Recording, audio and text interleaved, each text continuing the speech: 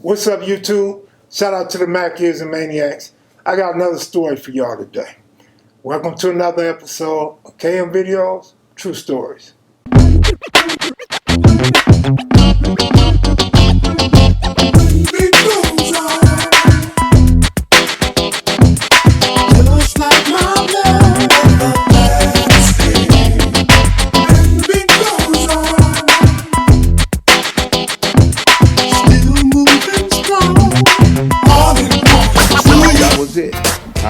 I never stopped banging. I started banging hard, then I got so hard till it was a shame.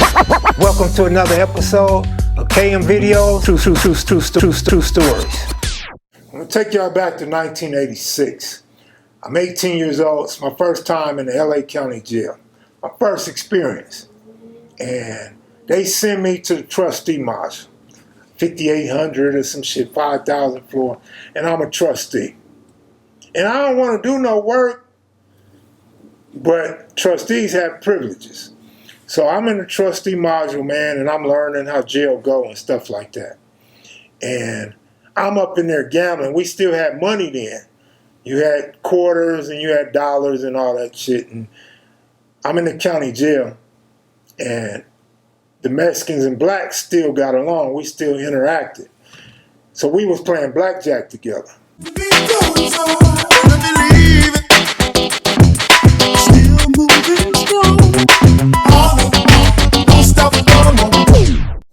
They was playing blackjack, and I want to get in on that shit. I want to play some blackjack too. I don't know nobody up in there. I'm not really talking to nobody really. And I go get in a blackjack game. And I got a little bit of change, probably $40, $60. Some of them dudes up in there, they broke $10, $20. Some of the Mexicans, they had money. They called it 21, 21. So I'm getting in the game, and it's fun, man. It's this black dude. I don't remember where this nigga was from, but he was a Crip. Wasn't no Bloods in there. He was a Crip. I don't remember where he's from. No skinny black dude. And he would gamble his ass off, but he would talk a lot of shit, and he would be disrespectful toward the Serrano or the Mexicans. And Mexicans would be disrespectful to him back. And it was almost like a situation where he gonna get some shit started racially. But we up in there chilling, and we playing blackjack all day, all night. You go to work, you come back, you jump right back in the game. And I'm doing pretty good in blackjack. I'm winning. I ain't breaking nobody, but I'm winning. And I'm cool with that. Shit, I'm in jail and I get to make money while I'm up in here too. My money bags is growing and shit, and which is now contraband because I got too much money. And they call us for chow. We were still walking the chow back then. So when we go to chow and we come back, we had all these lockers up in there, right? You had your own locker. Everybody had a locker. But anybody could go in the lockers. There was no lock on these lockers. And the black dude had been stealing out people's locker. And people are hot. The Mexicans is hot. And they telling us to check your people and get their shit back. Well, the black dude won't admit to him stealing, so he ain't giving nothing back. But he's back in the 21 game. So everybody know he did the stealing. And then he kind of confessed and told me he stole some shit out this Mexican locker. So I'm like, damn, man, you scandalous. So I get it a couple blacks, and we go check this fool and tell him, man, you can't be stealing. This is where I learned the rules that as convicts, we can't be stealing from other convicts. There's some serious repercussions to this. And no, I remember somebody tried to blame me. He stole it. And the Mexican was like, nah, he got too much money. He ain't stole nothing. And they was right. I didn't steal nothing and didn't think about stealing nothing. So now another day goes to where we call for chow, and we go to chow. And I like to sleep. So I'm asleep. I don't want to get up. And I'm late for chow. And they shut the door on me. And I see a locker open. The locker ain't closed. It's a locker where the Mexicans be at. Boom, I go open up the locker. And this fool got all kind of candy bar, man. This fool got a plastic bag full of candy bars. Well, I got my own store. Everybody know I like to eat candy too. My Snickers, my Butterfingers, and that type of shit. Man, I steal the candy. And I put the shit in my locker with my stuff. I'm like, shh, you know, I got money in store. Ain't nobody gonna trip off me. And I get the officer to unlock the door. I'm arguing, I'm late, I'm asleep, and they let me out the door. So I go in the child room.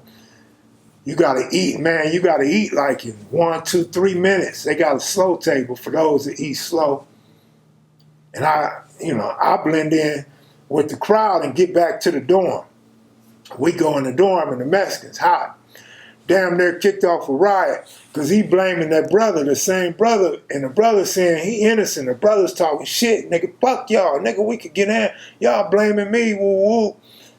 And I ain't saying nothing. I don't even lie good enough to say he didn't do it or he wasn't here, none of that. And I'm not under the gun, so I just don't say nothing. And a Mexican catch him in the bathroom and get to going off on him. And they get to duking it out. They scrapping everything. And then some blacks come and they roll dude up. They whoop on dude, send him up out of the trustee module. And we was cool with the Mexican. We still played 21, but it wasn't the same. They didn't trust us. And they didn't like the way we talked to them. But I look at it like it was all my fault, man. But I couldn't help it, man. I had to steal that candy. Because the opportunity was there. You in jail with a bunch of convicts and you caught slipping. Man, I'm going to take your store, man. If y'all want to fight, whatever. If a riot jump off, whatever.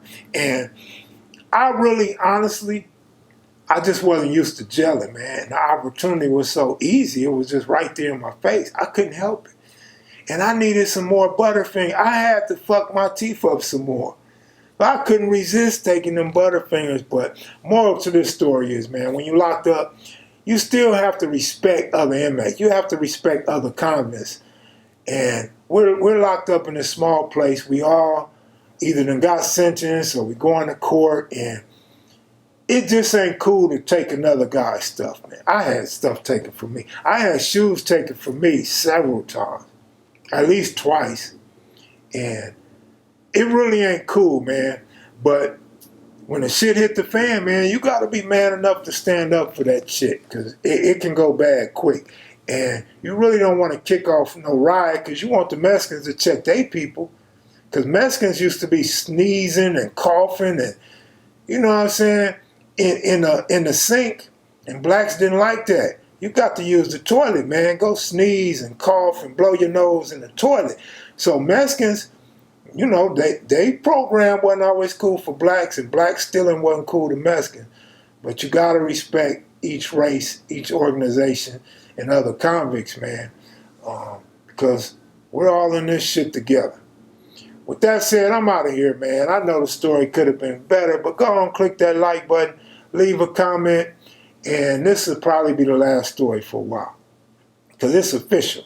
I'm finna take this camera and put it in the pawn shop, man. Gotta do what I gotta do. If you're new to the channel, please subscribe. I'm out of here, y'all. Thanks for watching. Salute.